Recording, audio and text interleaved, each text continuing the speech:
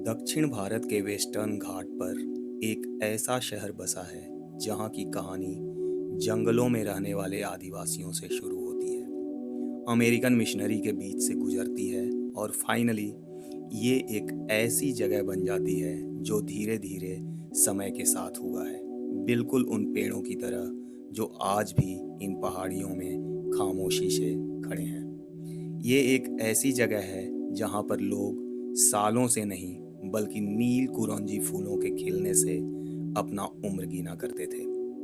आज भी हर 12 साल पर जब फुल ब्लूम होता है तो ये घाटियां हरी से नीली हो जाती हैं, जैसे खुद धरती ने आसमान का रूप ले लिया हो। यहाँ पर आज भी एक इतनी खतरनाक गुफा को आप आकर देख सकते हो कि लोग उसे डेविल्स किचन यानी शैतान की रसोई बुलाते थे। ये सिर्फ पोस्ट कार्ड परफेक्ट जगह नहीं है, इसकी खूबसूरती के पीछे कुछ ऐसी कहानियाँ भी हैं जहाँ इंसान की गलती और उसे फिर सुधारने की कोशिश दोनों दिखती है। यहाँ की हवा सिर्फ संगीत नहीं बल्कि कुछ कड़वी सच्चाई भी सुनाती है।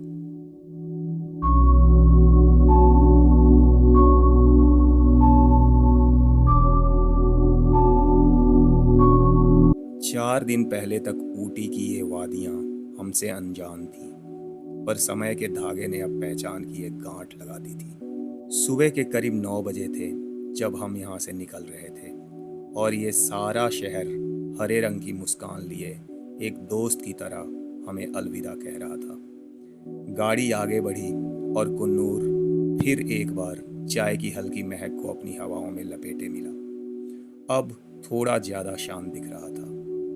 कुछ ही देर बाद हम लोग पहाड़ों से उतरकर तमिलनाडु के ग्रामीण इलाके में थे।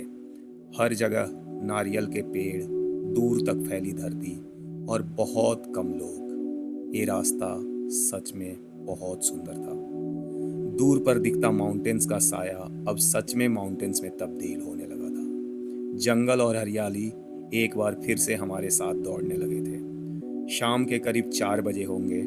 खिली हुई धूप, बिल्कुल साफ मौसम और हल्की सी पहाड़ों वाली ठंडक। कोडाई कैनाल हमारा स्वागत कुछ इस तरह कर रहा था। पहाड़ों में यूजुअली मेरा प्रेफरेंस वैली की तरफ रहना होता है और शायद इसीलिए कविता ने यहाँ पर एक होम स्टे बुक किया था जिसका लोकेशन और व्यू दोनों ही अमेजिंग था। थोड़ी देर में वहाँ पर सेटल होने के बाद हम लोग कोडाई लेक आ गए। शाम की ढलती धूप, लेक का किनारा और डुअल पेडल वाली साइकिल चलाते लोग, एक अलग ही वाइब था सर हेनरी के द्वारा बनाए गए इस लेक का। लेक के बीच का फाउंटेन, उसके आसपास तैरते बोट्स और पीछे खड़ी पहाड़ियाँ, कुछ खास था उस शाम में। ना कोई जल्दी, ना कोई शोर। समय की उस पतली सी डोर पे हम तीनों बस झूल रहे थे। हेलो, दिस इज कविता। मैं यहाँ पे 2 इडियट्स के साथ आई हूँ, इसीलिए हम हैं 3 idiots. No, 2 idiots and 1 smart. Thank you. अगली सुबह की पहली किरण के साथ हम पहुंचे कोकर्स वॉक, जिसे 1872 में ब्रिटिश लेफ्टिनेंट कोकर ने पेडेस्ट्रियंस के लिए बनवाया था। अगर आप लकी हो तो यहाँ पर आपके कदम बादलों से ऊपर हो सकते हैं। अगर बादल भी वैली में है और सन भी आपके पीछे है तो अपना शैडो आप यहाँ पर बादलों के ऊपर भी देख सकते हो।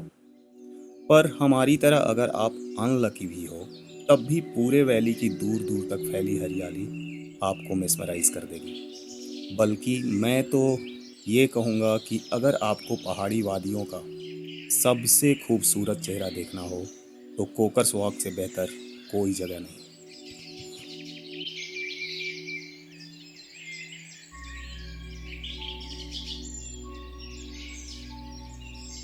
कोकर्स वॉक के बिल्कुल बगल में ब्रांड पार्क है जो एक गार्डन है और यहाँ पर फ्लावर शो है। ये जगह भी टूरिस्ट के लिए अट्रैक्टिव लोकेशन है, तो आप इसे भी अपने प्लान में रख सकते हो। कोकर्स वॉक और ब्रांड पार्क की खूबसूरती समेटकर हम पिलर्स रॉक की तरफ बढ़ चले। वो विशाल चट्टानें बादलों की चादर ओढ़े खामोश खड़ी थी। एक पल के लिए तो ऐसा लगा जैसे अवतार मूवी से इनको निकालकर कोडई में प्रकृति की बाहों में डाल दिया गया है। नीचे घने जंगलों की हरियाली, जहाँ ये दोनों फोटोग्राफी में बिजी थे, और ऊपर ये विशाल चट्टानें। Nature at its best. Pillar rocks से थोड़ा आगे बढ़ते ही हम एक ऐसी जगह पहुंचे जो जितनी खूबसूरत है उतनी ही रहस्यमयी।